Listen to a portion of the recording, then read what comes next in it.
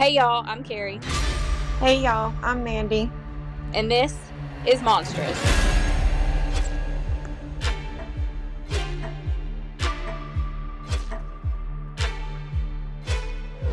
This episode contains topics and language that may not be suitable for all listeners, and topics that may be triggering for some. Listener discretion is advised.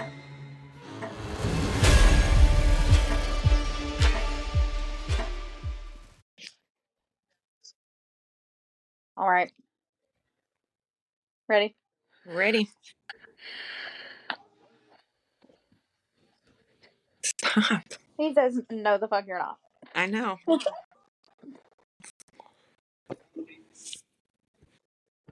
Okay.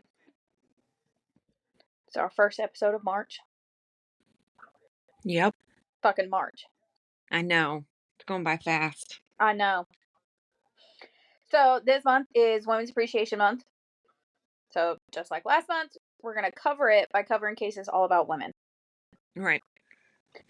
So as you know, I couldn't decide which case to do first. I had them all planned out, wrote out in order how I was going to tell them to you. But I got 3 of them done. By the time I was done, I couldn't decide. So, I let you decide which one we were going to do first. So, to kick it off, you chose the pinup girl out of the lineup for this month. Yes. I'm so excited to tell you about this one. I'm ready to hear it. Love this one. Okay. So, this woman became known for her direct gaze into the camera lens and her iconic pinup girl bangs. Aside from her looks and her iconic bangs, there's so much more about her that most do not know.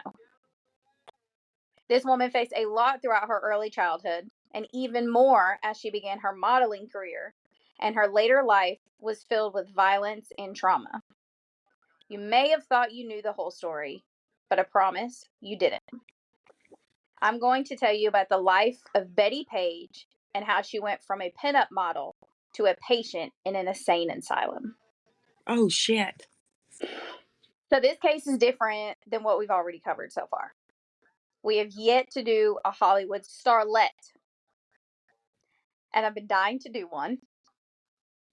So I chose Bettie Page because it's like a cloak of mysteriousness that just surrounds her entire life. Right. Bettie Page was a huge part of that old Hollywood world. Like, Bettie Page's career was at the same time of Marilyn Monroe. Oh, nice. So that type old Hollywood world. And she is also known as the Queen of Pinups. So Bettie was at the top. Men loved her, and women either envied her, hated her, or they were disgusted by her. Then one day she vanished from the public eye for years, only to return more famous than she was before. Then, as it always does, history repeated itself after her death. So, let's get into Bettie Page, the Queen of Pinups. And let me tell you, this woman was a walking dichotomy and just straight up wild. Like, I love her. So, Bettie Page was born on April 22nd, 1923, in Kingsport, Tennessee. Her parents were Walter Roy and Edna Mae Page. She was the oldest of 6 children, 3 boys and 3 girls. Her family moved around a lot because her father, for some reason, was always between jobs and was always looking for work. In the end, though, her parents had called it quits, and they divorced somewhere around 1933 when Bettie was about 10. Her parents had a very tumultuous relationship, and their divorce wasn't any different, and that was not the end of that relationship either. Her family was very poor. To explain just how poor and rough things were for her family, Bettie had once said that she was lucky if there was an orange in her Christmas stocking. Oh, wow. Mm. So, at some point after her parents had divorced, her dad decided, wait till you hear this. Oh, God. he decided he was going to steal a cop car to drive across country. What in the hell? Like, I have no idea what the thinking process or the decision-making process was there, but he did it. Wow. And obviously, he was caught and arrested. At some point, he was released, though, and Bettie's mom had let him come back into the home while he got up on his feet. For some reason, Bettie and one of her younger sisters were sent to an orphanage at the same time that he was allowed back into the home. And they stayed in that orphanage for about a year. So it's hard to say the definite reason for their mom sending them away. Right. That's never, or at least I couldn't find it anywhere. But I have two possible reasons that seem more likely than not. So later in her life, Bettie had spoke about this. And she said that her mom never wanted girls. Bettie said, quote, "All I ever wanted was a mother who paid attention to me." Which girl? Same. Right. Right. Hi. Like, I feel that so deep. All right, girl, you are not alone. Hello. Her mom thought that girls were trouble. She didn't want them, so she didn't even pay attention to them. They were just kind of there. Much. Hi. So, the other reason, which this one's not funny, it's fucked up. The other reason that Bettie, and as far as Bettie knew, her and both of her sisters were being molested by their father. Oh, shit. Yeah. So, it's possible that she sent the two older girls away to keep him away from them. But then you think she had 3 daughters, but she only sent 2 of them away. Right. Where's the other one? She stayed there. That doesn't make any sense. But then it's like, okay, why would you let him back in the house at all? Right. Yeah, that's dumb. Yeah. So, Bettie has all this chaos going on at home in her early years of life. And you would think that it would just continue to get worse. But it actually didn't. Once she reached high school, things seemed to really change for her. She attended high school in Nashville, Tennessee, and she was known by her teachers as an amazing student. She was such a good student that her GPA was only a few points away from being the valedictorian and from getting a scholarship to Vanderbilt College.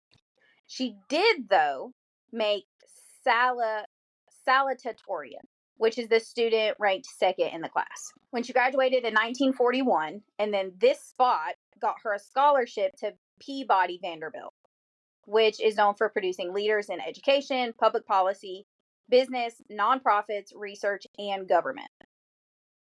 At the time that Bettie attended, it was a part of the University of Nashville. But then in 1979, it actually merged with Vanderbilt.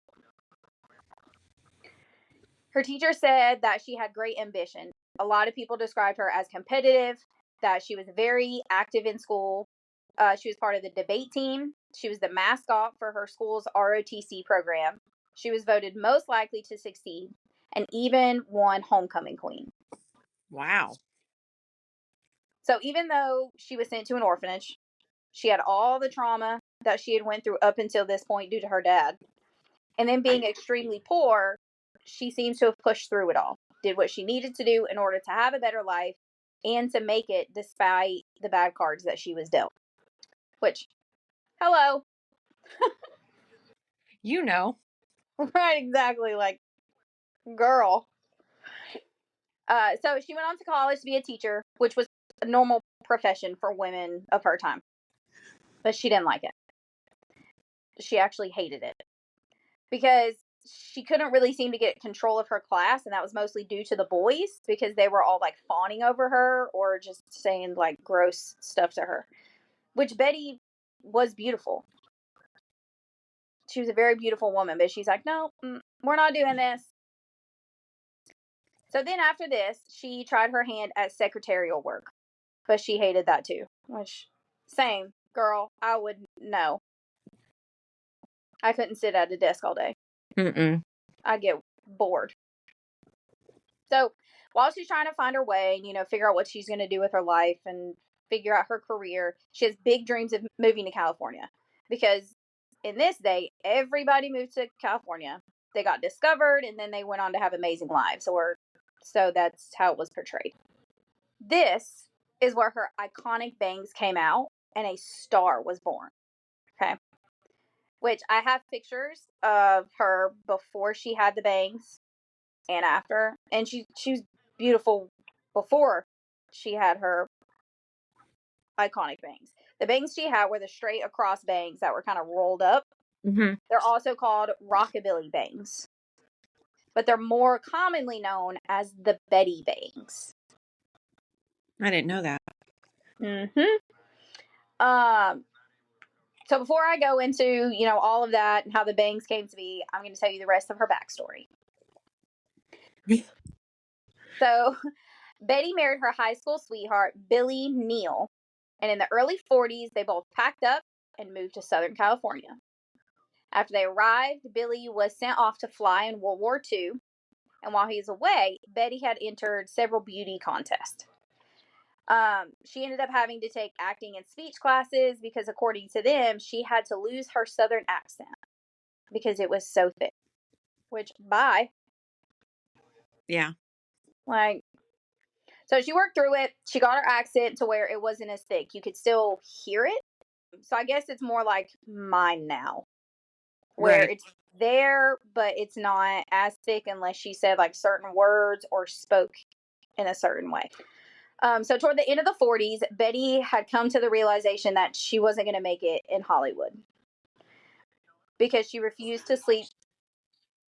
Because she had refused to sleep with directors to get the parts that she had auditioned. Because she could do it. She was beautiful. She could act, especially with her Southern accent. She would fit those parts perfectly. Because let me tell you, I hate when I watch a movie and you can clearly tell that the actor or actress is faking their accent. Right. I hate that so much. Just find an actor or actress with a Southern accent. There's plenty of them out there. Ugh. So anyway, but the directors would tell her, "Oh, you can have the part if you sleep with me." She refused to do that. Around this same time, she realized that she didn't love her husband Billy anymore. Aww. So in 1949, the two divorced, and Betty made the decision to head to New York with the thought that maybe acting on stage instead of in front of the camera was what she was actually meant for. So I want to say a quick trigger warning here because Betty faces something pretty awful when she first arrives to New York. So I'm going to give everyone a few seconds to skip forward if you want, except for you, Mandy. You don't get to do that. Yeah. You got to suffer through it. Okay. So shortly after Betty arrives in New York, she was gang raped. Oh my God. Yeah. Like, this poor girl has not been through enough. Right. And it happens during a time when, if it happened, you didn't talk about it. Because you as the woman was looked at differently. As if you had done something wrong. Yeah. So, as most, if not all women that anything like this happened to during that time, she pushed it down and just went on with her life. Which I think has a lot to do with what happens in her life later on. Just, all the trauma, all of that she went through and just kind of shoved down just took a toll on her. As we'll see, Betty does not make the best choices all the time. She does make some pretty bad choices in her life. But even though I'm not excusing some of the not so good choices she makes, I think that the trauma and her undiagnosed mental health issues played a big part in that decision making later on in life. So she did have some diagnosed mental health issues, and because of the times, they weren't treated properly. She didn't get the right help. So, you know, we'll get into that in a little bit. So we'll just move on and come back to that topic in a second. Okay. So the summer after she moved to New York, Betty was hanging out at Coney Island when a man approached her. And it is creepy. Very creepy. Today we'd be like, you know. Right, But, get away. Yeah, but he wasn't a bad guy. This was how things happened in her time. This is how people were discovered. So he told her that she was beautiful in basically every way and that she needed to be a model and that he would love to photograph her. Today, I'd be like, motherfucker. Get the hell away from me. Exactly. Where's my pepper spray? Because, but like I said, that's how things happened back then. You know, you'd be chilling on the beach and all of a sudden here comes a guy and you're all of a sudden discovered and you're a model, you know? Like, right. Now it's, you're creepy. So I guess this guy did photography classes. He was a part-time photographer. And he was also a New York City police officer full-time. Oh, nice. His name was Jerry Tibbs. So Jerry was a good guy. He had actually been the one to suggest that Betty cut her hair to have those iconic bangs. So the few photos that are out there of Betty before the bangs, he took those photos. And he told her that she had a high forehead and he thought she would look better if she added some bangs. And that's what she did. He had also put her in contact with Cass Carr. This is a man that would go on to shoot Betty topless in 1952, which had caused Betty himself, 23 other photographers, and a handful of other models to get arrested for indecent exposure. Oh, shit. That tells you how different the times were. Right. Now nobody bats an eye at it. It's normal Back now. then you got arrested. Okay, so this next thing I'm going to tell you, it shows just how iconic Betty really was. Like, she was a woman before her time. So when she went to court for her charge, she told the judge, quote, "There is nothing indecent about my body." Good for her. Right? Good Like, for her. you tell him, girl, okay? Right. Mic drop. Yeah. So the charges were dropped, but each participant had to pay a $5 fine.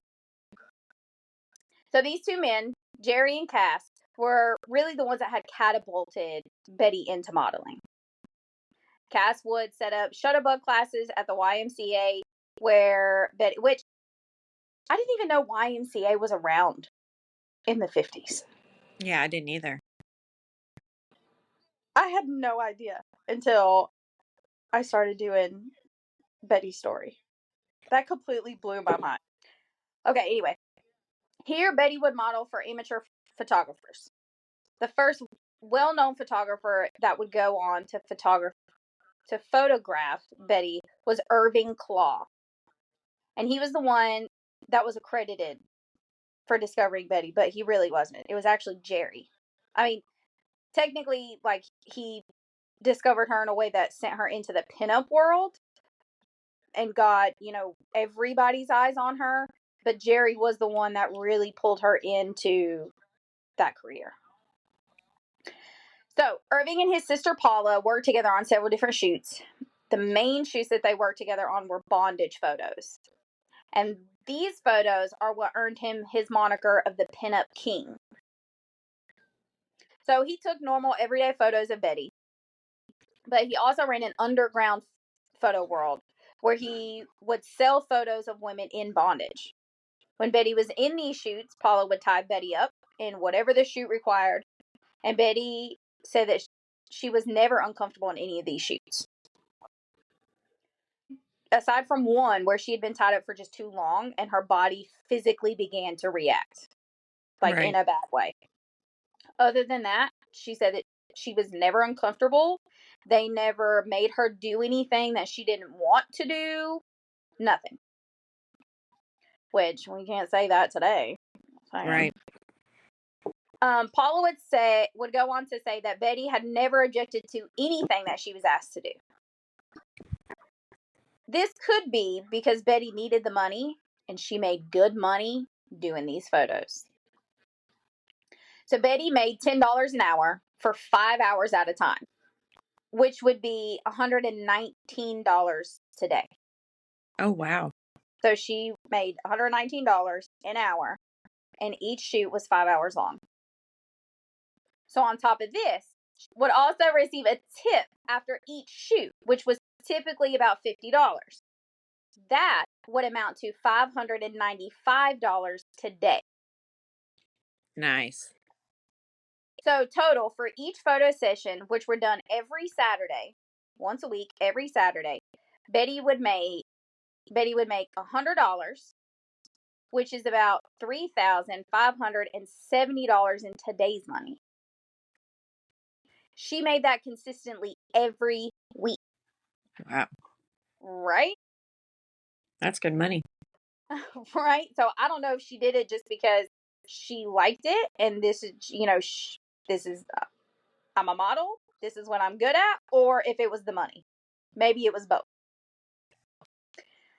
So she used this money to provide for herself, of course, but she was also sending money back home in Tennessee to her family to help take care of them as well.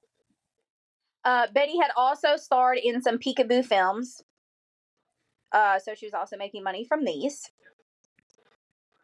So now, while she wasn't posing for Irving or Paula, Betty was working with another photographer named Bunny Yeager. Bunny is the one that took those most iconic photos of Betty. So, like the one where she's on Miami Beach posing with 2 live cheetahs. And then another one where she's on the beach posed with an ostrich. So these are the photos that Hugh Hefner saw that made him decide to make Betty a centerfold. Nice. In 1955, she became Playmate of the Month when she was featured as that year's Miss January. And that photo is the one where she is seen only wearing a Santa hat. She was the second Playmate of the Playboy magazines, and the only one before her was Marilyn Monroe. Oh, that's badass. Yep. But the two were like up there together, but they never actually met. They did not know one another. Oh, wow. Yeah, which is, I found that crazy. You would think both being brought into, as into like Hugh Hefner's circle, that they would have met. Yeah. Nope. Crazy. So unfortunately, also in 1955, Irving's business crumbled because Senator Koffer, I'm not really sure how to say it, who was the state senate of Tennessee, had basically ruined the whole thing.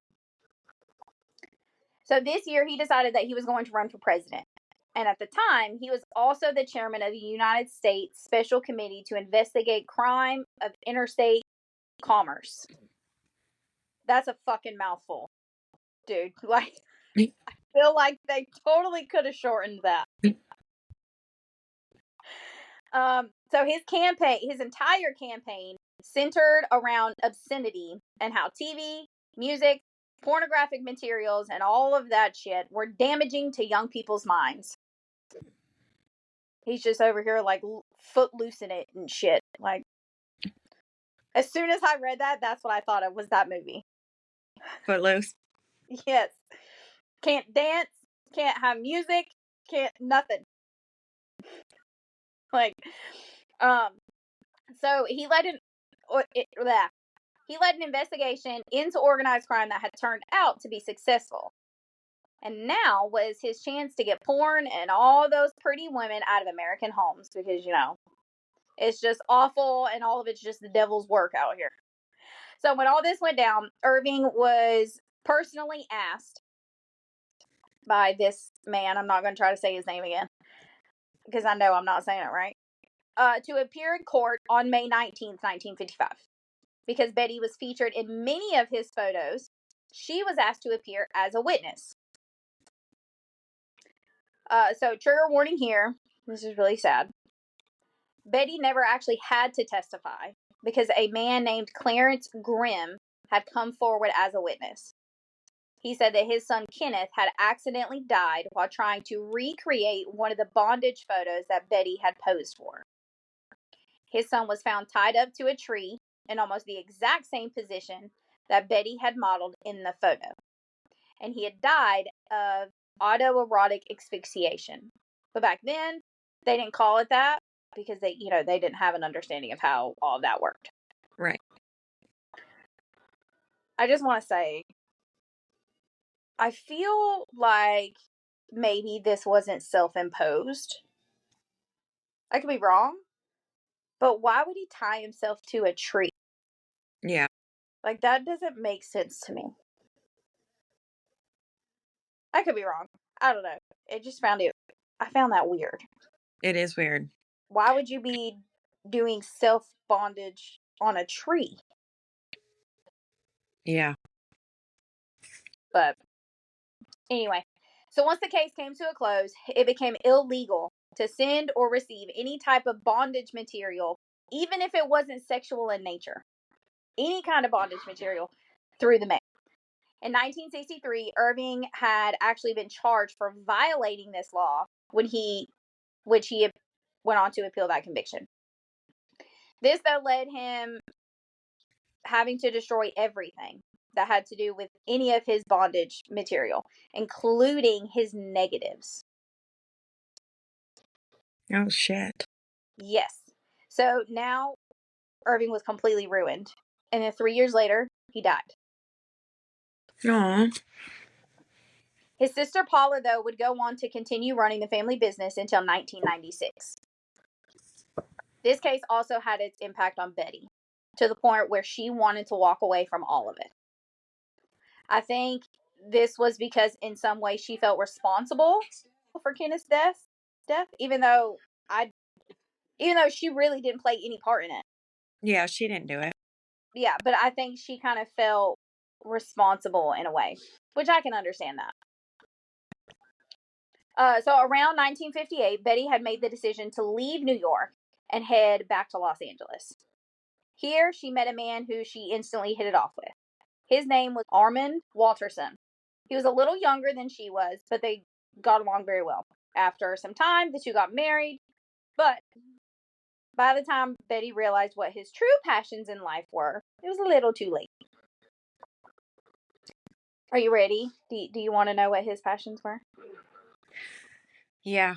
Let me hear it. Eating hamburgers and watching TV. Well. Yeah. You sound like my 11-year-old, bro. Yeah. So obviously this led them to fight a lot. Then on New Year's Eve of 1959, they had gotten into a bad fight, which had ended with Betty leaving the house in tears. She ended up divorcing him in 1963. Following this, she immersed herself into religion. At one point, she had worked for a man named Billy Graham, who was a famous member of the Christian community at the time. She took some Bible classes and even tried to become a missionary for an African mission. But it's so fucking stupid. She was not allowed to go on this mission to Africa because she had been divorced twice. What? Yeah. What does that have to do with anything? No idea. It was frowned upon, apparently, so she couldn't go on a mission to Africa to teach to people in these villages about Christianity. Wow. Yep. So stupid. Following this, she got back into contact with her first husband, Billy Neal. She did this thinking that if they could work things out and get back together, then the church would look at her differently and she could do what she wanted to do within the church. Billy was on board with it. They got back together, they got remarried, but her hopes to now join a missionary mission were once again denied. This is whenever Betty's mental health really started to deteriorate and things went downhill fast. She divorced Billy again once she realized that the marriage was going to do nothing for her. She was like, I'm over it. Let's move on. Next. Right. Thank you. Next. Then in 1967, she married a man named Henry Lear, who I don't really have any backstory on. I couldn't find anything about him. We're going to jump ahead 5 years now to 1972. Betty attends a Bible retreat. Then suddenly while there, police arrive on scene after reports of someone waving a gun around and screaming at people about the retribution of God. That is not a Bible retreat I want to go to. No, not at all. Very intense. Upon arrival, police found Betty holding a .22 caliber handgun and she was detained. But once Henry arrived, she was released. A few months later, police are once again called. Okay, before I move on, this is the part where things really get rough in our story. Just to give you a heads up. So a few months later, police are once again called, but this time it was to Henry's home. Henry had reported that Betty was holding he and his children at knife point while holding a portrait of Jesus in her other hand, threatening them, saying that if they took their eyes off of the portrait, she'd kill them, then further going on to say that she'd rip their guts out. What the hell? Yeah. She done lost her shit. Yep. She fell off her rocker hard and fast. Yeah. So this time Betty's taken into custody. But they decided instead of jail that she should be admitted to the state hospital. While here, she underwent treatment and eventually was diagnosed with schizophrenia. After 4 months of treatment, she was released and allowed back into Henry's home. I don't know about that judgment call, sir. Yeah, I don't think I'd let her come back. I feel like that was a very bad decision to make, but who am I to judge? So at the end of 1972, what do you think happened? She lost her shit again? The police were again called to Henry's home. This time because of a domestic disturbance. Once they arrived, they found Betty inside tearing things off the walls, throwing glasses, and smashing pretty much anything she could get her hands on. She just fucking lost it. So they were able to detain her, and they put her in the back of a police car, and they go to speak with Henry, as they typically do. When they get back to the car, Betty was indecent. And it's a graphic warning here, guys. They get back to the car, where they found Betty indecent and masturbating with a metal hanger. What? Mom, I'm laughing. I'm sorry. She started laughing. She goes like, it's not funny. I'm sorry. It's awkward. Very awkward. It's weird. Where the fuck did she get the metal hanger in the back of a police car? That's my question. Yeah, where did it come from? Like, we got metal hangers hanging. Mama's got her hand raised. Yes. I like it. Never mind. You two are too young for this. For everyone listening, Mandy and I have overtaken Mama. That's my grandma. We have overtaken her room. And she's... It's a good thing I love you. We got side commentary. Yeah. Okay, anyway. So it's very clear that at this point, something's really going on with Betty. Like, I don't know what, something's definitely happening with her. Yeah. Whether it be that she was not treated properly originally, or she was not diagnosed correctly. It's the 70s. So who knows?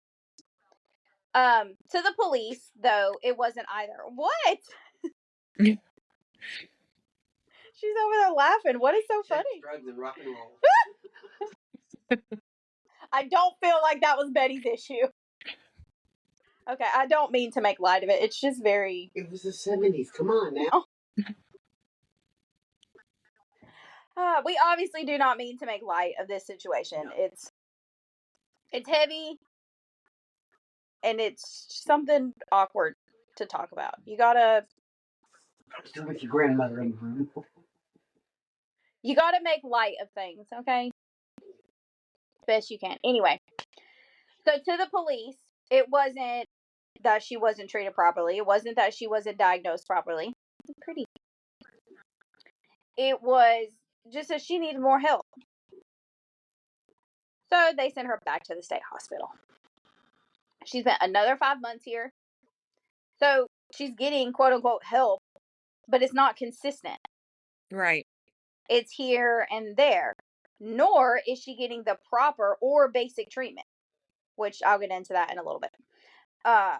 So Betty's just continuously being failed over and over again in these situations. Like, of course she's not going to get better. What do you think is going to happen? So during this same time, Betty and Henry divorce. She goes on to, like I said, 5 months later, be released from the hospital. She goes back to LA again, moved into a trailer that was owned by an elderly couple who lived on the same property. So they had like this big property, they had their home, and then they just kind of had a trailer that they rented out. In 1979, Betty was again arrested when the elderly neighbor called the police because she had pulled a knife on him and made religious threats toward him for seemingly no reason. He was able to get away and call for help because when Betty looked away from him at some point, he hit her on the head with a wrench. Oh, damn. I know, he was like, He's we out are of there. not playing. So like I said, the police arrive. Betty is arrested, but this time she is tried for assault with a deadly weapon. Betty pleads not guilty by reason of insanity, which I think we can all agree with that one. Yeah. She was sentenced to 7 months in the state hospital. Like, hello, guys. Clearly, this state hospital is not helping. Mm-mm. What exactly do you expect to happen this go around that didn't happen the previous 9 months she was there? Right. They keep sending her here, but she's not being treated. She's being held and then released, and it just repeats. Like, you can't keep doing the same thing expecting different results, guys. So, by 1982, Betty's back out, but this time she doesn't have a home or anyone to lean on. So she ends up going to a group home, but they kick her out for assaulting the landlady. Jesus. In the mid-80s, Betty had found a new place to rent. This landlady lived in the building, and her name was Leonie Haddad, I believe is how you say it. So I couldn't find it in my sources if the lady just lived in the same building or if Betty was renting a room in this woman's apartment. It wasn't specified on which one it was. So Betty's renting the apartment or room from Leonie. She'd woke up around 2 a.m. one night with what they called religious delusion. Betty went into Leonie's room holding a knife. She climbed on top of sleeping Leonie. Betty woke her up and said, quote, "God has inspired me to kill you." And then she began to stab her. I wish you could see Betty's face. She's just like, Wow. mouth hit the floor. Yeah. Betty stabbed Leonie 20 times in the chest and hand. She cut off one of her fingers and gave her a Glasgow smile. Do you know what a Glasgow smile is? Yeah, it's where you cut their mouth, isn't it? Like on the Yep. corners? Yep. It's It's the Joker smile. Yeah. Yeah, the So Joker smile. that's what it's called, is a Glasgow smile. Do you know how they get to be that big? No. Okay. So, initially the cuts aren't that big. Typically they're small cuts that are made at the corners of the mouth.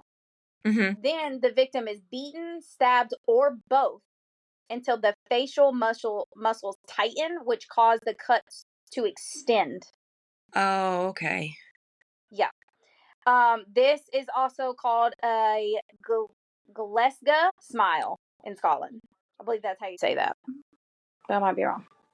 We're going to make sure we say it right. Glasgow. You did it. Okay. So that's what it's called, a Glasgow Smile in Scotland. So somehow in the middle of this horrific attack, Leonie was able to grab the phone from her nightstand and hit Betty with it. What is so funny? Clean again. I can't with her. God. So when she did this, the knife fell to the ground and it seemed to like knock her out of this trance thing that she was in. So obviously Leonie was screaming at this point. And she would go on to say that once she let her scream out, it seemed to start to wake Betty up. And then when she hit her with the phone, it was like she came out of like a trance state and then slowly backed out of the room. Which, I'm sorry, that would creep me the fuck out. Yeah, that would creep me out. Like, you're trying to kill me, and then all of a sudden you just slowly back out of my room. Yeah, that's weird. Anyway, so once Betty was gone, Leonie was able to get out of the door, and she flagged down a neighbor. This woman is a fucking beast, dude. Like, she was just brutally attacked. She had a finger cut off. Right. She's been stabbed 20 times. Her face has been all cut open. And she's able to go outside and flag down a neighbor. Adrenaline. It does amazing things. So she stays conscious until she's on the way to the hospital. She loses consciousness, of course. So, you know, the adrenaline's starting to wear off now. Pain kicks in. Her body just kind of shuts down. And it's just a matter of time, really, before that was to happen. She did thankfully wake up the following day. She was able to tell the police everything. Now the police are on the lookout for Betty. They find her at home, standing in the shower, attempting to clean her bloody clothes.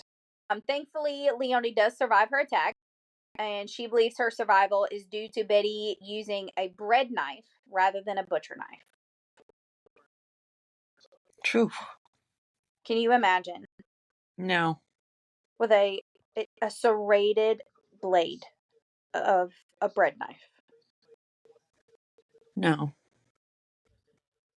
I don't know if that would make it worse or better.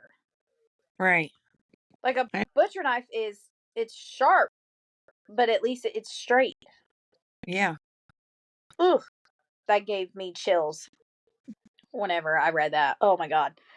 So obviously Betty was arrested, and this time she was charged with attempted murder and then assault with a deadly weapon. At first, Betty was ruled competent to stand trial. I beg to differ, sir. Yeah, I don't think so. She pled not guilty. Later in the trial, multiple doctors had testified to her mental state, which led her to change her plea to not guilty by reason of insanity. Hello? I feel like that's fucking clear here. Yeah, she's crazy. So the judge sentenced Betty to 10 years in Patent State Hospital. 50 days was later shaved off for good behavior. And then she also got time served for the little over a year that she has served in jail waiting trial. Girl, this hospital was the same fucking hospital that she had been sent to 3 times prior. What? The hospital that hasn't been helping her at all. Yes. We've Wow. clearly learned nothing. Ugh. So following this, Leonie filed a lawsuit against California and the West Side Independent Services for the Elderly, which was the program that had helped Betty find the place in her home. She had contacted Betty's caseworker and she had expressed concerns about Betty's behavior, but they wouldn't listen to her. So these people basically told her to shut up and that she had no idea what she was talking about. Mm-hmm. Leonie knew that something was wrong, and she wanted to help Betty. but she couldn't help her because everyone just brushed her off. And they kept saying nothing was wrong with Betty, that she had just left her husband and just needed somewhere to stay. Yeah. We're just going to ignore the fact that Betty talks to herself. Her behavior continues to escalate, and her 3-state hospital stays. Nope. She's fine. Nothing's Yeah, wrong with he's her over here. perfectly fine. It's okay. Yeah. What the fuck? Jesus. So Leonie's lawsuit had settled out of court for $70,000, which really she didn't get any of it because she had to pay her lawyers. She had a ton of medical bills. She needed psychiatric treatment, of course. Right. Following this, she suffered nightmares. She had PTSD, all from this attack on her. Patton State Hospital had dealt with a lot of backlash after this, which, yeah. They should. The executive director was fired in 1982 by the state mental health department, which it took this, really. This firing happened as a message to the hospital that they needed to, quote, have more sensitivity to the community. So basically, the state is telling the hospital to get their shit together. So it's not a surprise that the state reacted in this way, because from 1981 to 1982, the hospital had multiple escapes. Like, a lot of patients escaped. Mm-hmm. So while Betty was serving her sentence, she wrote Leonie a letter, which she tried, she tried to apologize. But Leonie was like, no, we're not doing this, girlfriend. Yeah, I don't blame her. Asked that Betty not be allowed to contact her. In that letter, Betty had, like I said, apologized. She expressed how the attack was not intentional, but Leonie was, I'm good. I've been through enough. We're not doing this. Mm-mm. So hopefully at this point, Betty is finally being treated for her schizophrenia in the hospital. While this is all going on, Dave Stevens, who saw a photo of Betty when he was a kid, had become enthralled with her. He was working on his comic, which later became a movie known as The Rocketeer. The female heroine in the comic version of The Rocketeer is named Betty, and she was inspired by Bettie Page and looks just like her. Along with this comic, there are several books written about Betty as well. Dave is actually credited for bringing Betty back into the public's eye after she had just vanished. Following all of this, she's released from the hospital in 1992. The realization of how famous she had become was overwhelming to her. Her status had been high. Then she disappeared, and her status went away. She became a nobody, basically. Then she comes back into the world after nearly a decade to being famous, with people everywhere knowing who she was. Talk about a fucking shock. Right. So Betty was not paid for anything at all. That included the photos of her that were used, her likeness, or the likeness of the outfits that she herself had created. She wasn't paid for any of it. So have you ever seen the pictures of Betty where she's in, it looks like she's in a jungle, and she's in like this cheetah print bathing suit? I don't think so. Okay, let me see if I can find a, I think I have a picture of it. Okay. Okay, I just sent it. Okay, let me look. Oh, okay. Okay. That bathing suit she made herself. Oh, wow. Yeah, and she wasn't paid, and she had made several outfits like that herself. She wasn't paid for any of it. The likeness, nothing. That was until 1993, which was a year after her release, when Betty met a man that would change all of it. And this year, Betty sat down to have lunch with a man that she had yet to meet. A very controversial, well-known, and powerful man. I'm talking about the one and only Hugh Hefner. Oh, wow. So, In 1955, Betty was featured as a Playboy playmate. But the two had not met. She was just photographed and put into the magazine. So this day in 1993 was the first time that the two had ever met. She would go on after this to pose for Playboy. Hefner would help her get an agent. And after that, Betty began to be paid the royalties that she should have been paid the entire time. So, like I said, it's 1993. Betty is crazy famous. And at this point, she just wants to get her treatment and just live a quiet life. Which I can't blame her. She's been through a lot of shit. She made some bad choices. She's like, I just want to move on with my life. But if a movie came out that had to do with her, Betty would attend the premiere.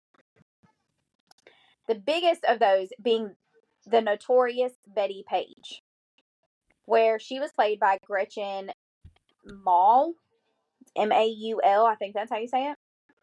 And let me tell you, Betty was pissed about the way that they portrayed her. It was said Betty left the theater screaming that the movie was all lies. So I'm going to say, she did not like that one. Right. There were several movies about her that she did like. Then in 2003, Betty posed for the last time for the 50th anniversary of Playboy. Later, she went on to narrate a film about her life called Bettie Page Reveals All, but she refused to be on camera. She said that it was because she was too old now and did not want to be photographed in her old age. In 2008, Betty spent 3 weeks in the hospital due to complications from pneumonia. And then when she was just about to go home, she suffered a heart attack that threw her into a coma on December 6th. Oh, wow. 5 days later, her family agreed to discontinue life support. Bettie Mae Page passed away on December 11th, 2008 at 85 years old. Wow. And that is the story, the rise, the fall, and the reemergence of an icon, the Queen of Pinups, the one and only Bettie Page. That was a good one. Yeah. A lot in there that you do not expect. Right. Not at all. She's out here just, I don't know. It was such a good one, though. That was a good one. I didn't I expect had to do that a lot one. of it. Yeah. Yeah. I was like, I have to do that one because it's so good. All right. Any final thoughts before we No, sign that was a off? good one. I'm glad you That was liked it. Yeah, I did. I didn't expect a lot of it, but it was a good one. I feel like it really like hones into like how bad mental health was and how bad things were for women like in that time. Right. Versus like what it is today. Like she was arrested for taking a picture with her shirt off. Meanwhile, you got women on fucking OnlyFans selling pictures of their hoo-ha for $20 a month. Like, Right. Totally different. times totally have changed. Okay. We'll be back next week for another episode, another woman in history to talk about. As always, our sources and photos for this episode can be found on the Facebook. You can find that link in the episode description. Make sure you give us a rate and a review. Don't forget to subscribe so you get notifications when our new episodes go out. We hope you keep listening, and remember to watch for monsters. And don't kill people. Bye, y'all. Bye, y'all.